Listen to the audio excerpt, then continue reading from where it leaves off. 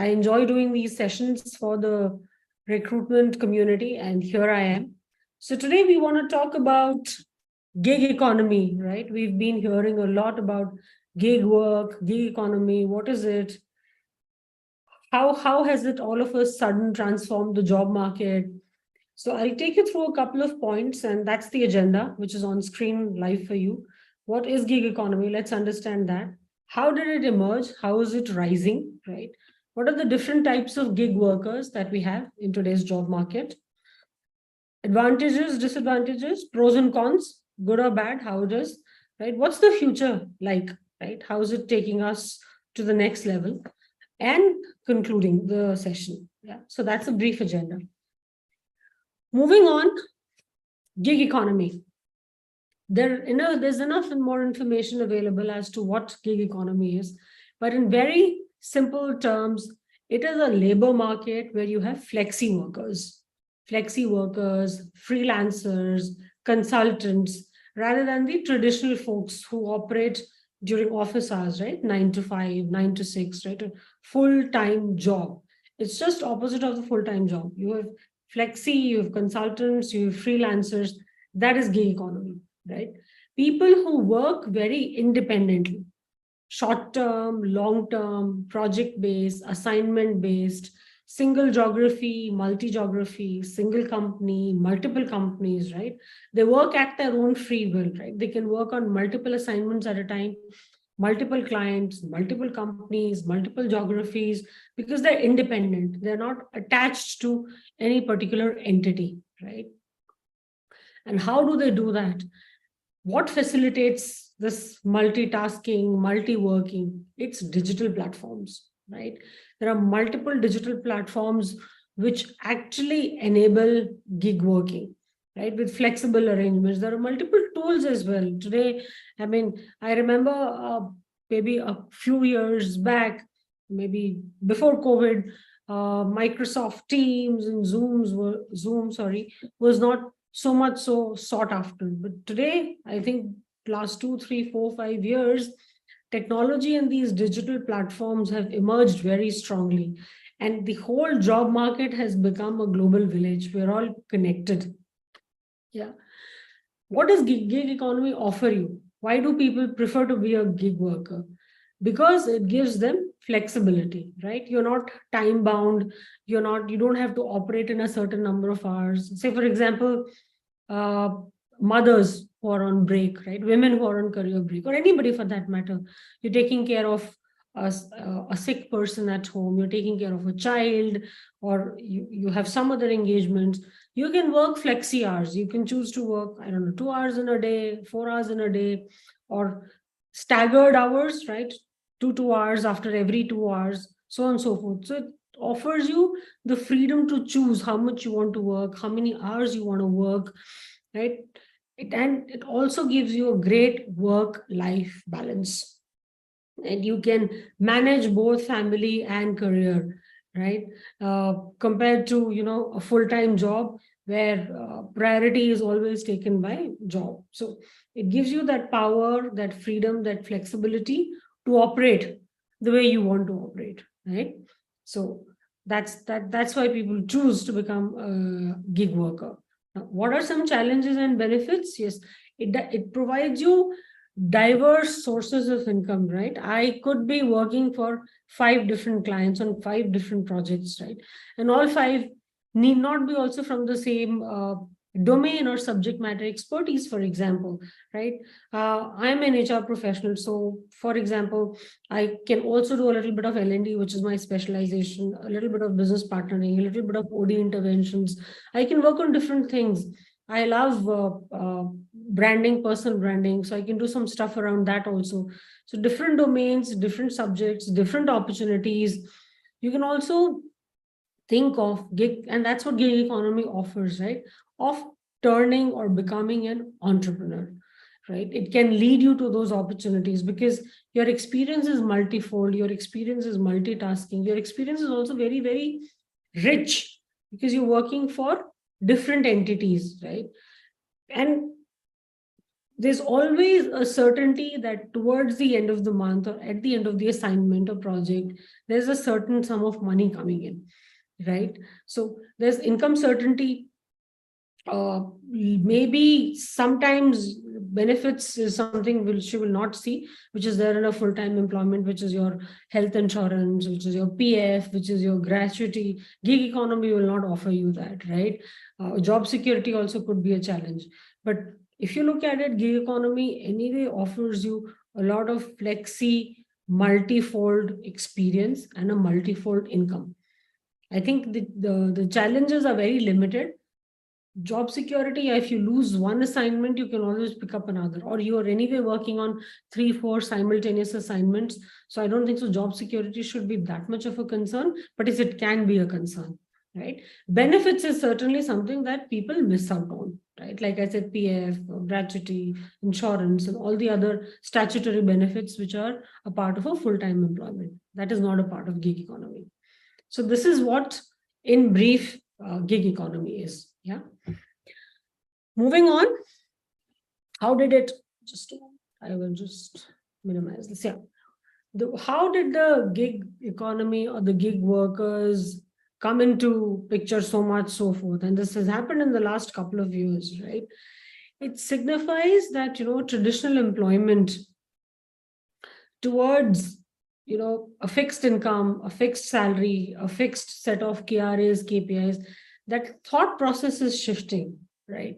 It's moving to more flexi, more diverse, more multifold, right? That thought process is shifting amongst professionals, amongst youngsters, I have so many people in my own network who are earning through a networking platform like LinkedIn, who are also doing some gig assignments, who are also, those short-term assignments. So that thought that, you have to join a corporate, you have to join a big organization, that thought process is changing. Yeah.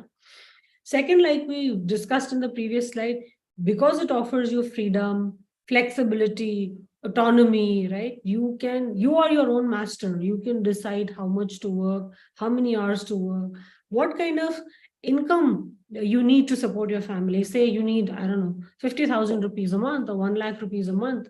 You can pick up only that much work, which can suffice your need for that 1 lakh rupees a month. It's just an example, right? So work at your own terms. Diverse opportunities, like we mentioned, multiple projects, multiple clients, multiple geographies, right? And your skills and expertise, right? With one particular job set or job role, if you're employed in an organization, you can only do that much, right? But with the gig working piece, if you're multi-talented in terms of multi-skill faceted, you have different skills, you have different domain knowledge, right? You can use all of that because you're working on different assignments. You may want to, like I mentioned, I may want to pick up one piece which is in L&D. I may want to pick up a second piece which is in leadership hiring. I may want to pick up a third piece which is in personal branding.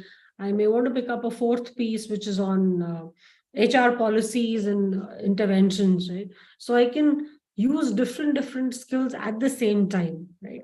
I'm open to diverse opportunities because I'm not tagged to any organization. Digital platforms, we just spoke about it, right? Those online platforms have made it even easier for all of us to connect with clients, customers, the job market, the people in our ecosystem, right?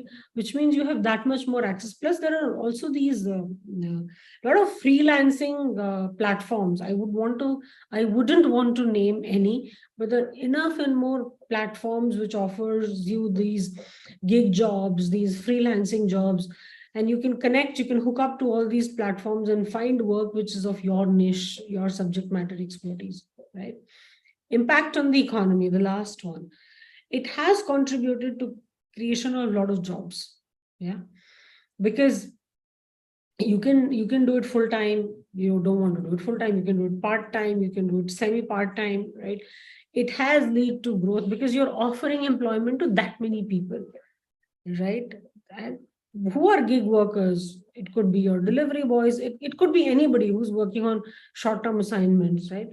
Changing that traditional job market, right, which has rules and regulations, which has a framework, which has statutory benefits, right?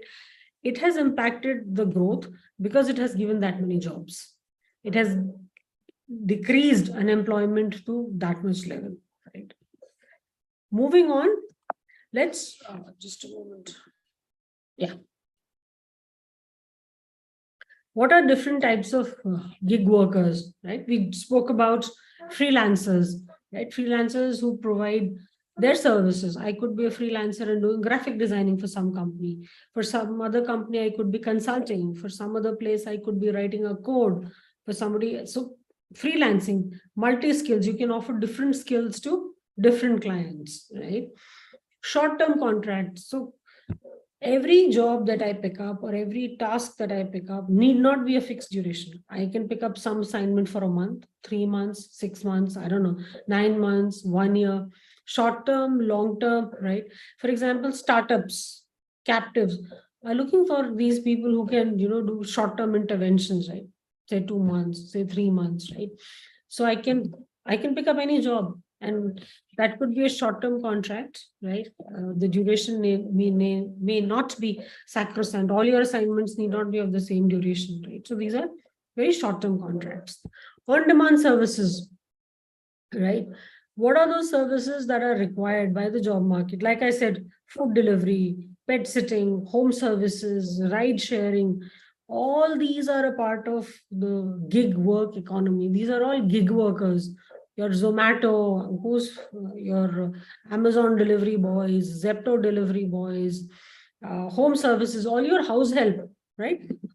Maid, cook, driver, gardener, cleaner, all these are gig workers because they work in multiple houses, they work with multiple clients for short-term durations.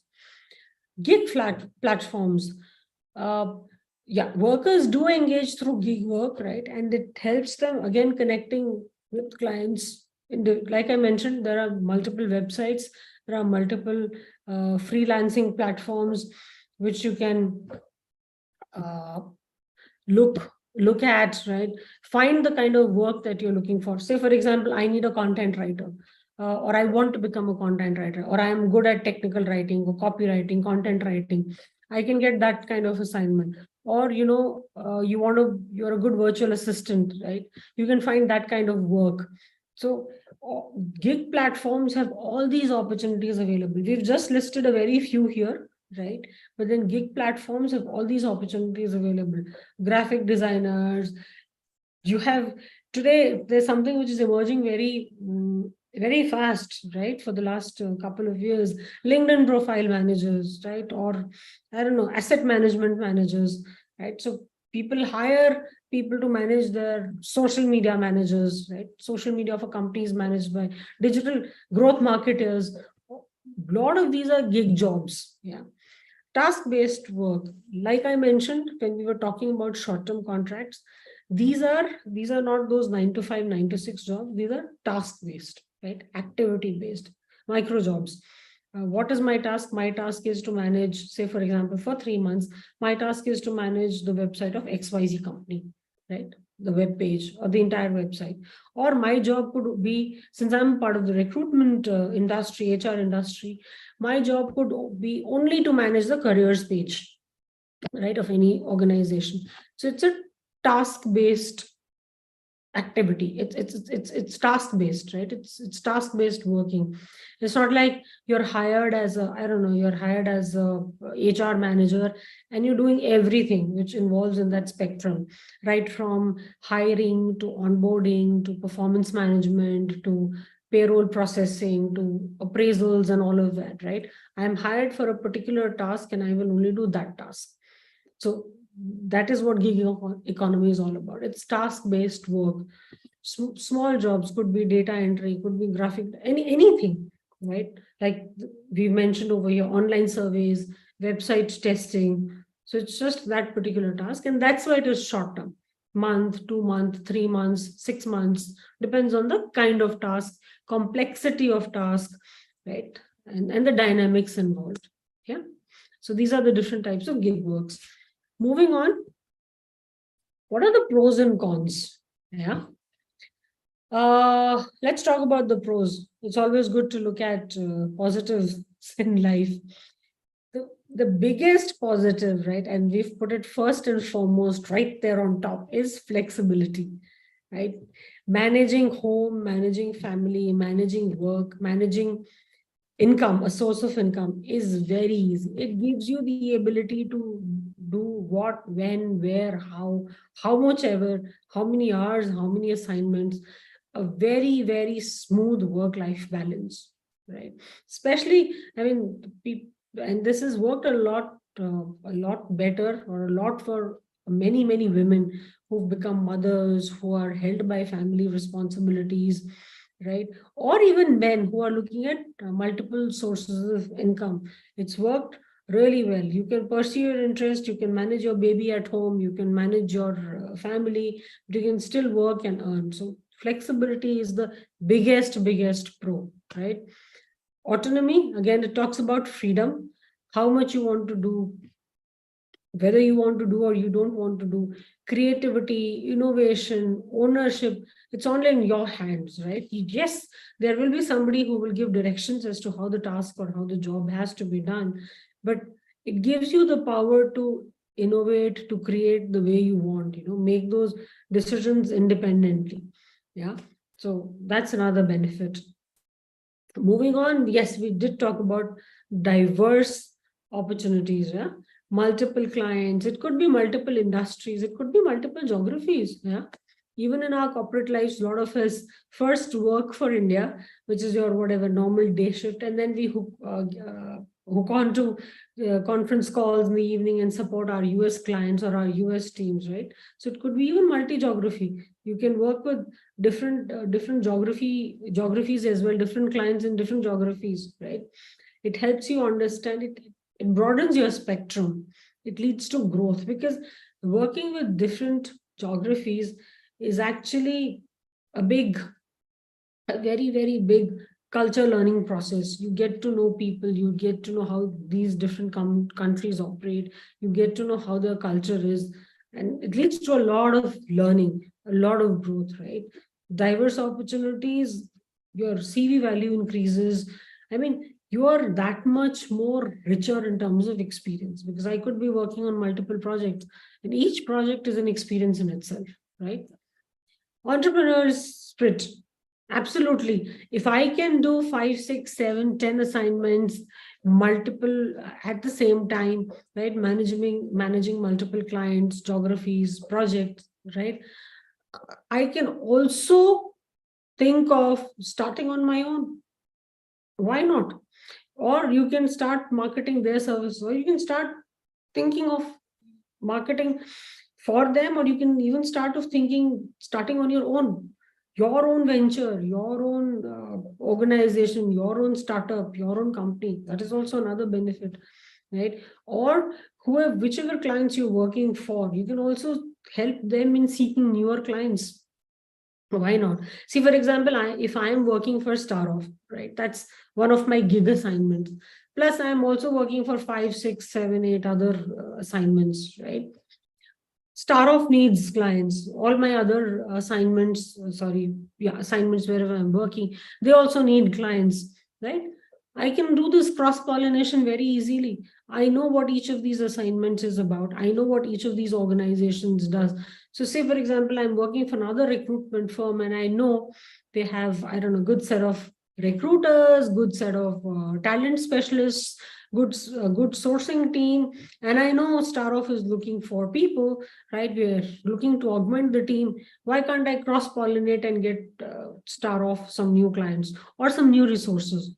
So that's also a possibility. Yeah. So these are the pros of being a gig worker. Now let's look at the not so sunny side, right? What are the drawbacks? Income variability. Yes, this happens when you're in a fixed job. You get a fixed salary at the end of the month, 31st or 1st, it hits your bank account, right? But then with gig economy, it depends on the market situation. How's the market? Is it hit by recession? Is it booming? Right? Are projects available in the market? Not available, right? So the market is fluctuating. and hence the availability of work will also fluctuate. So if you're a gig worker, and that's my advice, not anybody else's. If you're a gig worker, it is always best to work on multiple assignments. Don't just stick to two or three. If you just have two and tomorrow one of them shuts down, right, or you just have three and you're relying on that income which you're earning from three, one of them shuts down or two of them shut down, right, you're in bad shape, right? So it has to be multiple assignments so that your basic, I'll take the same example of 1 lakh, your basic need of that 1 lakh rupees per month is protected. That even if one or two of your assignments or companies or projects shut down, your 1 lakh is covered. That money is not affected, right? So that's the biggest con with gig working, right? There is an impact on the income basis, the fluctuations in the market, fluctuation in the job market, fluctuation in the economy. I mean, recession is a big killer. Yeah. Lack of benefits, we did talk about that. All your full-time employments have those statutory benefits, right? We said PF, gratuity, yeah, retirement plans, yes, health insurance, which gig economy doesn't have. It's your fixed, say, you've taken a project for 3 months, and at the end of 3 months, say the project will give you 30,000. At the end of 3 months, what you get paid is flat 30,000. Yes, of course, minus taxes. Yeah, there are no benefits, absolutely, right? So that's a drawback with gig working.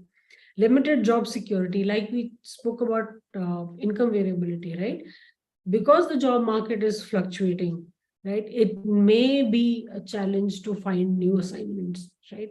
I did talk about a lot of these online platforms which give you access to gig working, freelancing websites. Even there is a fluctuation, right, depending on how the job market is functioning. Opportunities could be less, opportunities could be more, or say you're working on a particular assignment and due to the market conditions, something gets stalled. Yeah, it's shelved, it's no more required, right? And that's why I was saying previously that it is always good to have multiple assignments in hand so that your monthly income is secured. Self-employment responsibilities, yes. With gig economy, since you don't have a setup, you're not in an office, right?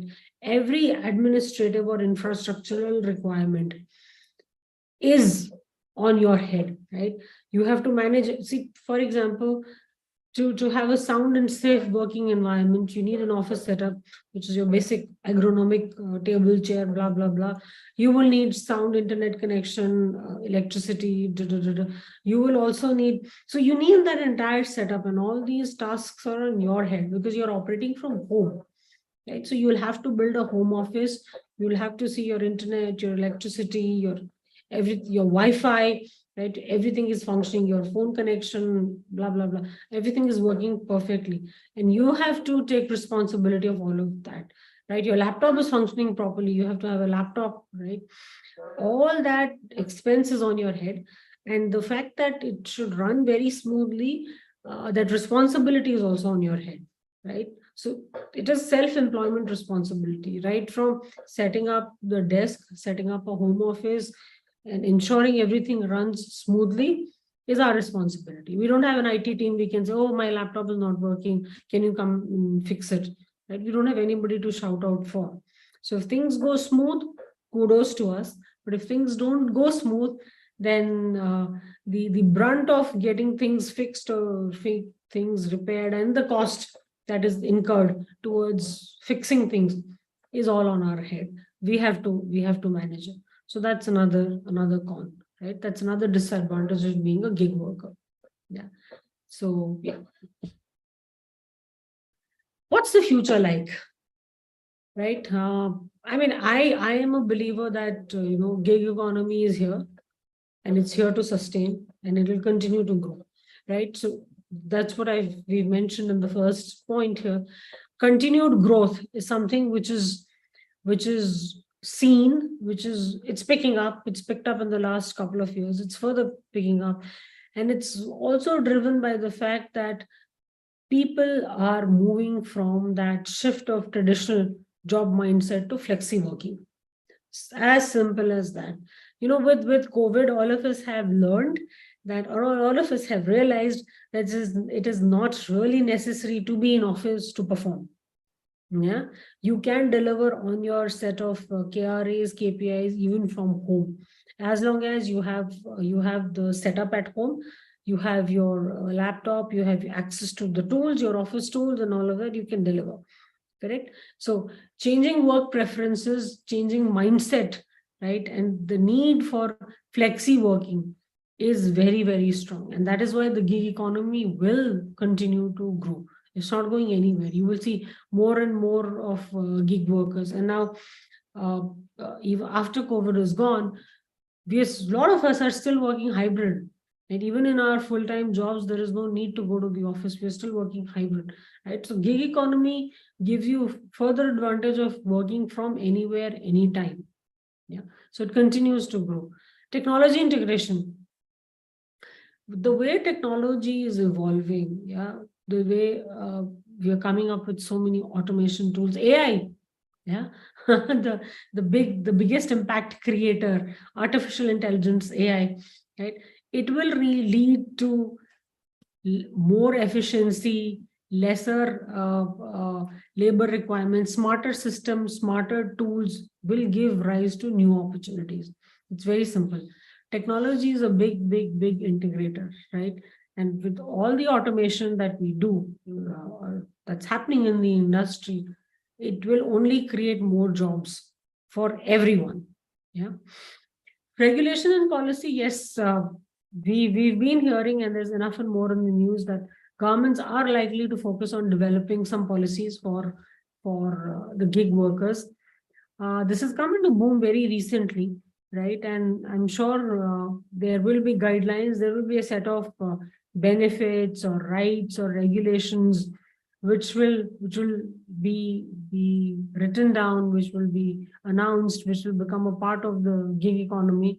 There is some work happening there in the background, right? But yeah, we are yet to see what the results are. But yes, that will be a sea change, right? From full-time corporate working to gig economy working with some benefits, with some regulations, with some guidelines. I mean, it'll be great to see India progressing in that direction. Yeah. Skill development, very interesting. I am a believer that learning is lifelong, over and out. There's nothing more to it, right? How you upskill, how you cross skill, upskill, reskill, learn, unlearn, right? Relearn, whatever, right? Skilling is the way. If you don't want to be redundant in the job market, if you always want to find work, if you always want to be wanted, if you always want to be in demand, right? Learning new skills or reskilling, like I said, upskilling, improving yourself, adapting to the changing job market or whatever your customer demand is, whatever your client demand is absolutely necessary. Otherwise, you will get killed by competition, over and out. Yeah. When we were growing up, I remember reading, and I'm sure all of you do, Charles Darwin. What was Darwin's theory? Survival of the fittest. So in the current scenario or in the job market, who's the fittest? The fittest is somebody who is skilled, who's learned, who keeps upskilling, who's updated about the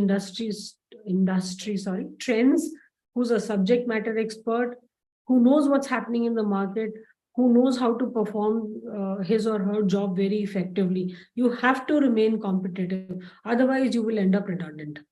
Yeah. So life is all about learning technical skills, business skills, domain skills, soft skills, anything, right? All of it, plus what with the industry trends, what's happening, right? Keeping a tab on the job market is very essential. Yeah. Last but not the least, sorry. Yeah, the shifting workforce dynamics. But like we said, right, it will shape the future of work. It will create more jobs. It will create a fluid labor market where you can do a mix of both traditional plus gig working. But as far as I have seen from my experience, gig workers prefer to be gig workers. because we discussed, right? It gives them flexibility, it gives them autonomy, it gives you multiple sources of income. I'm not tied to one salary which comes to me on the 31st of every month. I can earn from different sources. Yeah. So, yeah, so that is the workforce. That's the way the workforce is thinking. That's how more jobs are getting created. Digitalization and automation technology is giving way to more jobs are being created, right? And that the thought process is changing, right?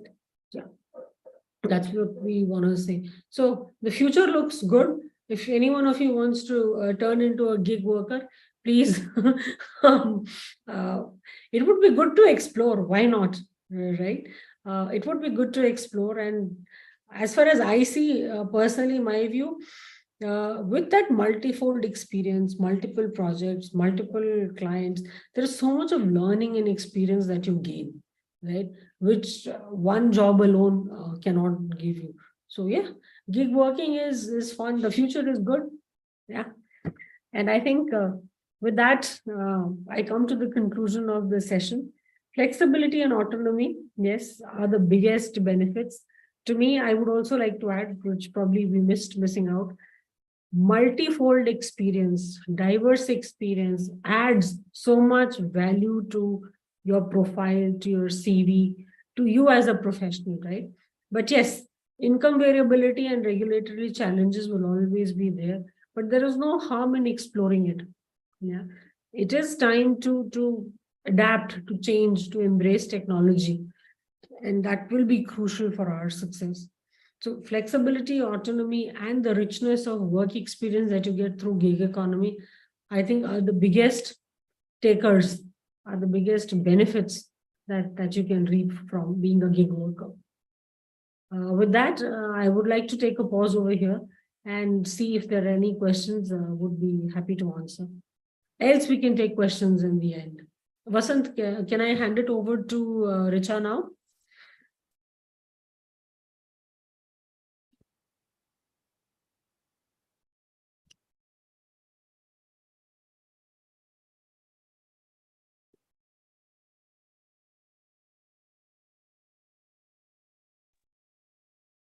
Hello? Vasant, I think Vasant is not there.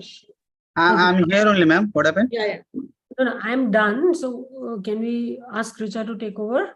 Sure, definitely, ma'am. Probably any questions which immediately Shikha can answer. Otherwise, I'll go through the. You can start, Richa, ma'am. Or if anyone has any questions, they can raise their hand so that we can able to answer you or Shrika, ma'am. Thank you. Okay, I've stopped sharing it. Thank you.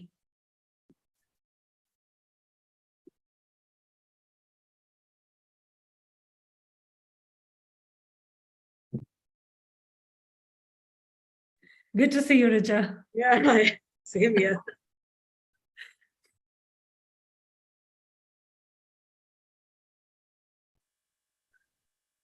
Okay, so thank you. We are continuing, right, Vasant? Yeah. Okay. Richa, ma'am is continuing. Yeah. Thank you so much, Shikha. I think that was a very, very enlightening and informative session, because I didn't know quite a few of these things about, especially types and stuff about gig economy. So it's really good to know all this. So hello everyone. I'm Richa Chaudhary, and I'm the new, not so new now. The BD lead at Starof. So I will just take you through what exactly we do, which is in continuation of what Shikha has been telling us. So we are giving you a platform where you can be a part of the gig economy, right?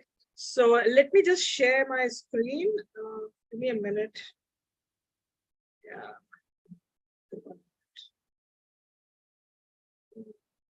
Sec.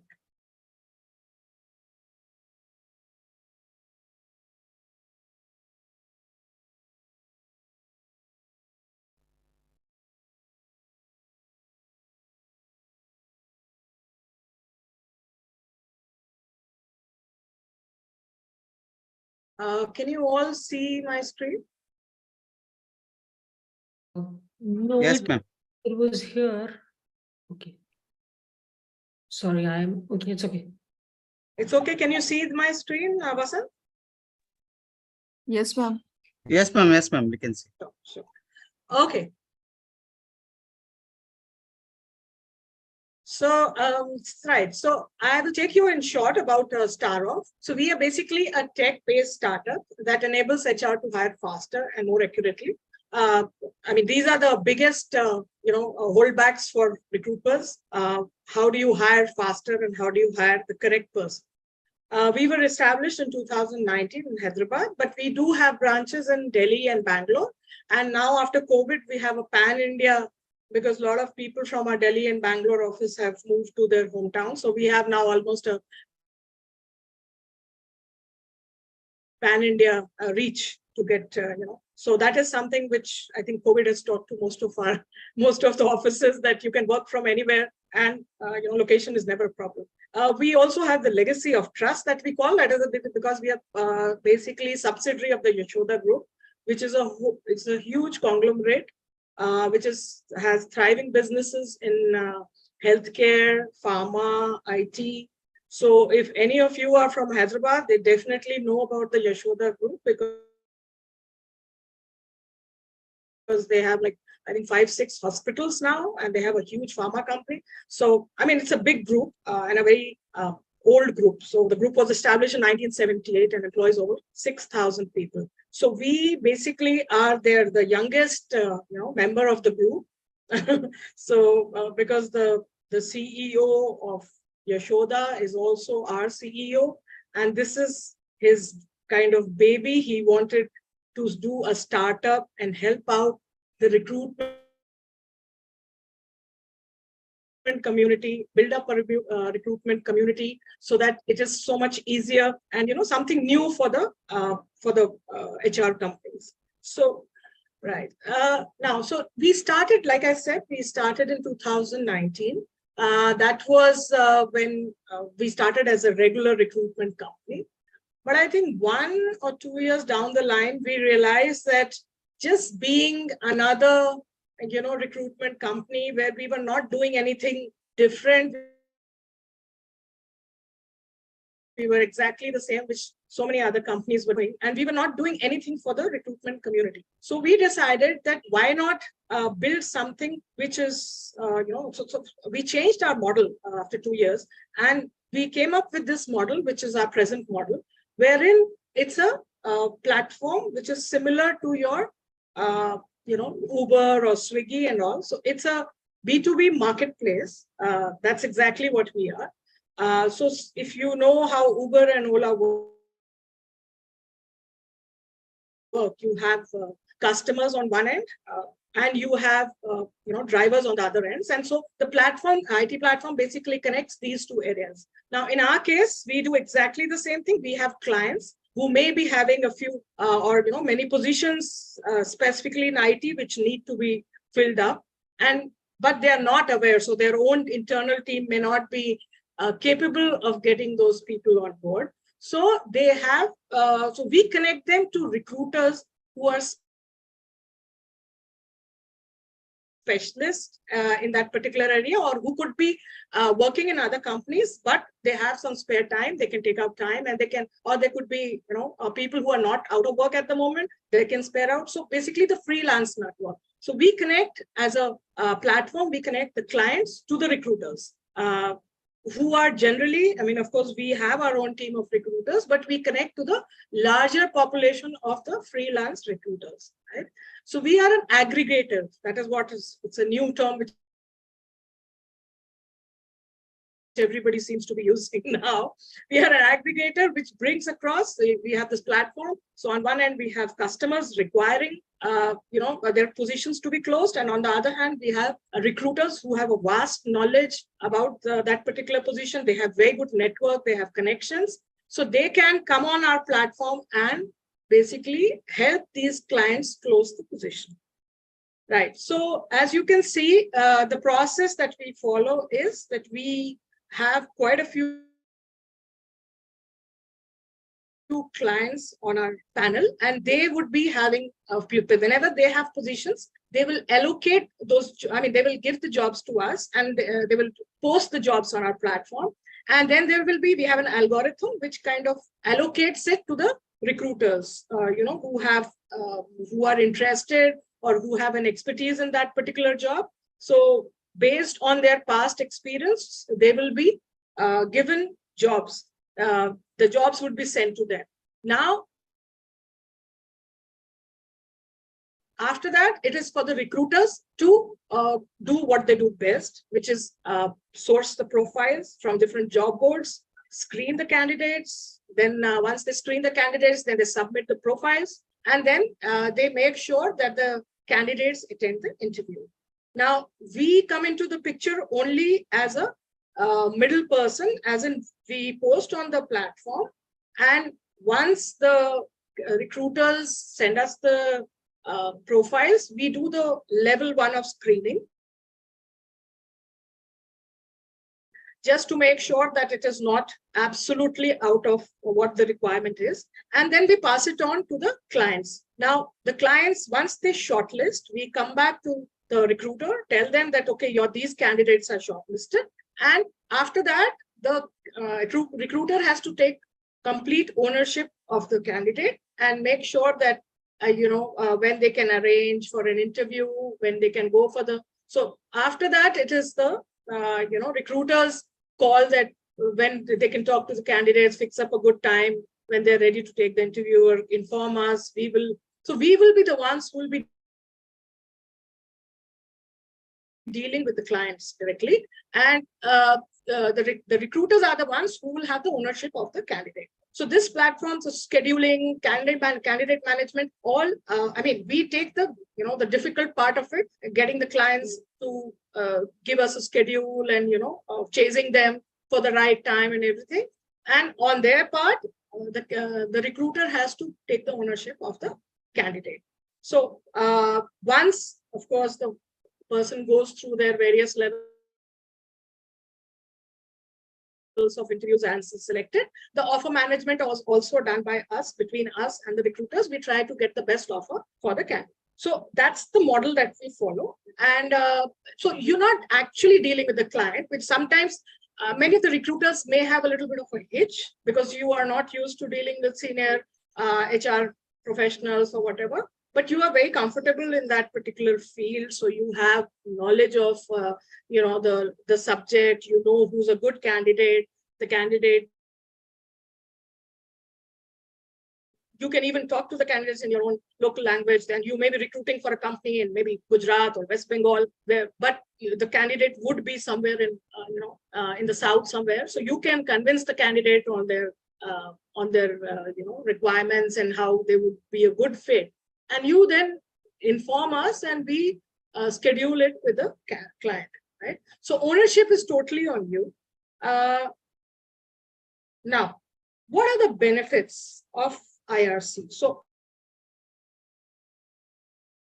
IRC here stands for Independent Recruitment Consultant. Now, when I say independent recruitment consultants, the word itself tells you that you are an independent source. So you act as a freelance. And these are the benefits. Like, I think some of the benefits have already been explained to you by Shikha, because Shikha was already, this is a kind of a gig. You are a gig worker here. So one of the biggest advantage is that specifically if you have like 2-3 years of experience, you have worked only in one particular product, in one particular company, in a particular, because every product company will have a particular technology they're working in. So what happens is that invariably you have built an expertise only on one technology. However, as you expand your knowledge and as you expand your working, what happens is that your options also open up for the job market. You can apply in different kind of product companies, you can apply in different kind of industries. So once you work as a gig worker, or you work with an IRC with us, you would be given a variety of client requirements. So one day you could be working on Java, next day you could be working on Python or whatever. So different technologies, or you could be on embedded, so it's something which probably your own company will not be able to give you access to. But here you would be getting access to all kinds of requirements, right? So that would build up your knowledge, and it would give you a lot of exposure to different technologies, right? So that is one of the biggest advantages of being an IRC. Other, of course, is that you are your own boss. So whether you want to work in the morning hours, you want to work in the evening hours, you want to work from home location. So it's a very good option for people who are stay-at-home mothers who have taken a career break. So this is a very good option for them. They can put in their 3-4 hours whenever they are free to do this, to become an IRC and work on them. That way you are still connected to the work, even though you are not exactly in work, and you can always put it in your LinkedIn profile that you were working as an IRC with Starof. And that is how, so there's no gap or a career gap. And you also, not only just for the sake of CV, but also that you know what is happening in the industry. So you are still, so it's one of the best possibilities, that today's generation can get when you have small kids and you want to have your own hours. It is also a very good option for students. So, if you're following your master's or something, you're doing some kind of MPhil or something, and you still want to make a little bit of money and you want to be in touch with the industry, you can continue doing this for 4 hours, 3 hours, whatever is comfortable, because you have the option to choose which positions you would like to work on, and then, work on that particular position. So you are part of the community still. You're still a recruiter or still doing HR till you come back from your break. It's also very good for caregivers. So you supposing your parents are not well, you have to take a break from, because you're running around to the hospitals or anything. There also, or there's nobody else to look after your family, then you are there to help them out and still continue to work, right? So that is the biggest advantage. And again, it's from your own place, because now I think with COVID being a little on the, it's kind of gone. So all the offices are opening up. And I mean, you must have read of things like TCS is asking everybody to come back, and a lot of ladies have resigned and stuff like that, because people have got used to working from home. And most of the time they may not be in cities. You might be in a small tier 2, tier 3 cities where there are not very good options for you to work on. Not very good jobs, but you could be working with a multinational and, working on positions for a multinational in Bangalore. And you could put that up in your CV that I've worked on these positions, which are aeronautical positions. Like, let's take the case of embedded, which is one of the very, very growing, or AI. These are lines which are growing, and you could be working on those sitting in a small town in, somewhere in Haryana or somewhere in Tamil Nadu, where as long as you have an internet connectivity, you could be working from there. So you are your own boss. You keep building your CV. It's not a career break for you. And you are also, you are in with the times. So that's why it's a very good option for people who are considering a kind of a break or anything. Third, but most of the time, these things are possible otherwise, but you have to invest. So I'm sure you all know that if you have to do recruitment, you need to have Naukri logins, you have to have LinkedIn logins and all, which are very, very expensive. So in this case, we are giving you, you get access to multiple job portals, and we are not charging you anything there. We will give you the access to these. There's no investment from your end, right? And I think the most important thing, of course, is that you are still, with all this, you are still earning. And earning as in not in a small amount, you're all doing a lot of crazy earning. We talk about, now you will ask me, how am I doing a crazy earning? I'm working on 1 or 2 positions. I'm not getting a salary. Like I think Shikha had just spoken that is a negative of most of the gig economy. You're not sure about the money. But I can tell you, this is one of the biggest things that we realized when we set up this platform, that recruiters do need, if it looks lucrative enough, if they feel that they can earn a lot, then they would come on board. So that is why we have made an extremely good incentive structure. Now, one of the biggest problems of a freelance, recruiter is, first, of course, is that you don't get enough jobs. So since we have a huge clientele and lots of positions, you will have enough options which you can pick and choose your jobs which you want to work on. But one of the problems with there is that you work for 15 days, 10 or a month, and you close a position and the person onboards, you get money, whatever has been promised to you by the company, only after the person onboards and you raise, once the person is probably a month old in the company. Now here, that is the difference. So I'll just take you how we work. So we have an extremely robust incentive system. We have an excellent incentive system. So how it works is that you get paid for every profile that you submit, which is a qualified profile. So every qualified profile that is submitted to the client, you will earn on that. Every interview that is conducted by the client, you will earn for that. And finally, you will definitely earn the same amount when the candidate onboards.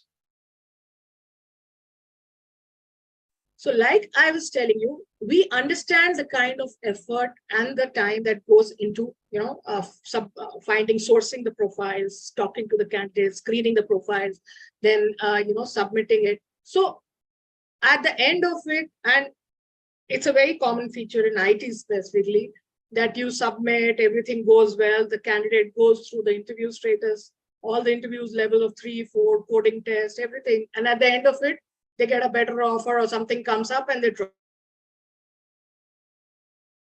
out. Now, as a recruiter, you spend 1 month or 15 days on that particular position and you feel, oh, and what did I make out of it? Nothing. So that is the biggest problem that most of the recruiters, which is why most of the recruiters don't go for freelance. But in this case, so we understand this. And that is why our model is such that at every stage you can earn. So when you submit, supposing, so the first you get a position in Java, you submit some 5 profiles to me, to the Starof platform. Out of those 5, 3 of them are selected by our internal screening and put across to the client. You get actually make 600 rupees there itself. I mean, the client has not even seen the CVs and you are paid 600 rupees because 3 of your profiles were up to the mark which was selected by our recruiter and sent to the client. So you actually make at that level itself. Now, if your submissions are good and the client shortlists your candidate, he will ask your candidate for an interview. And when all you have to do is make sure the candidate attends the interview. If your 3 out of 3, 2 of your candidates attend the interview, you make 1,000 rupees for each. So that's 2,000 rupees made there itself. Whether the candidate gets selected or does not get selected, it doesn't matter. But the main thing is that if they attend the interview and they complete the interview, and I'm talking about level 1, we're not even talking about level 2, 3, or the coding test or anything. If they attend the first level of interview, then they you get paid for 1,000 rupees for each interview that is conducted. And finally, if your candidate is onboarded, then your fees is dependent on the CTC which is offered to the candidate. So that's a huge amount, which anyways you would be getting if you were a freelance. But the first 2 parts you will not get in any other scheme. So that is how we stand out, that we give a very lucrative incentive model. Yeah. So that is how we are different from your being just a freelance. First of all, you'll get a lot of positions to work on because we have a lot of clients. Getting the clients is our problem, but getting the positions is our problem. But once it is floated out to you, you can. So if you're very good in Java, you have a very good network. You've been working on it for the last 4 or 5 years. I'm sure you have a very good network. So the moment the position comes in, oh, that guy, yeah, I could fit that guy in, and you get paid for it. So I think it's a very, very win-win model for everyone. Now, apart from this incentive, which you get on working for a position, we also have a referral system. So this is also in a very interesting way how you can make. So what we are saying here is that you can earn, what you can do is you can get your friends and colleagues. So if you're working, supposing you're working in a big company, you have a lot of your friends who are recruiters, you know, a few of them would like to make a little bit of money. You get the whole gang into it and you say, okay, maybe I'm working on Java. I want somebody from my, from my company who works, who's a specialist on sales positions. Why not get him on board? So every time that person closes a position or that person, submits profiles, you actually make money. So it's a win-win for everybody, right? So you can earn like 500 rupees for each referral. So if you, supposing you refer a friend who's very good in sales and there is a position in sales he gets and he submits profiles, 3 of which get shortlisted, you will make 500. He will definitely make his 600, 200 for each of the profiles which get shortlisted, and you will make 500 out of that. And similarly, you can actually earn up to 1 lakh for all your referrals onboarding success fees. So if he is also getting his selections, if his candidates are getting selected, you can actually make up to 1 lakh because we calculate it on the basis for the first 6 months. So 10% for each onboarding. So that's the kind of money that you could be working or you could be making with this kind of a profile, right? So I think that brings me to the end of the whole thing. That's our program. In short, of course, you can always come back to us if you have any questions. Our cell number is given there. Maybe you would like to note it down. You can reach out to Joel or you can reach out to our, for more information, you can go for the website. You can get information there. So I'm really hoping that we can get a lot of traffic coming our way after the seminar, and we would love to partner with a lot of you and your friends and colleagues in recruitment. Because see, at the end of it, we also not only we want to make money, but we want to do it for something for the recruitment community. So it's a win-win for both of us because we get to build up our brand, but you, in the meanwhile, you also get to, and we can do it together, right? We want to help the recruitment community, which is why we are doing all these seminars, because we understand, or we are doing these webinars because we understand what are the pain points and how we can make it better or easier for all of us, and at the same time upskilling you. So if you're working in different technologies, you are actually upskilling yourself while working, and so for you also it's a very good suggestions. We are doing a lot of so you can connect with us on social media. If you follow us on social media, you'll get to know when we are having all these seminars. Almost every 15 days, we are doing a seminar. We are doing actually technical seminars also, where we have experts who are going to teach you on how to do what are the upcoming technologies. So you can learn a lot. So you can be a part of our team, and you'll get all the information through social media and WhatsApp and everything when we are doing it. So that brings me to the end of my part. If you have any questions for me or Shikha, please feel free to, let us know.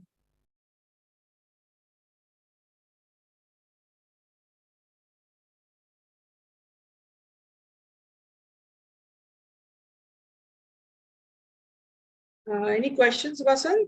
I don't know if people are giving it on.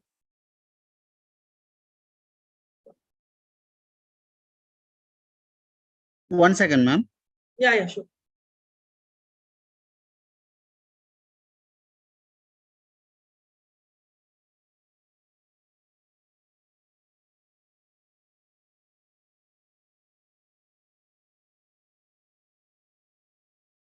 You can say that no one has any questions as of now.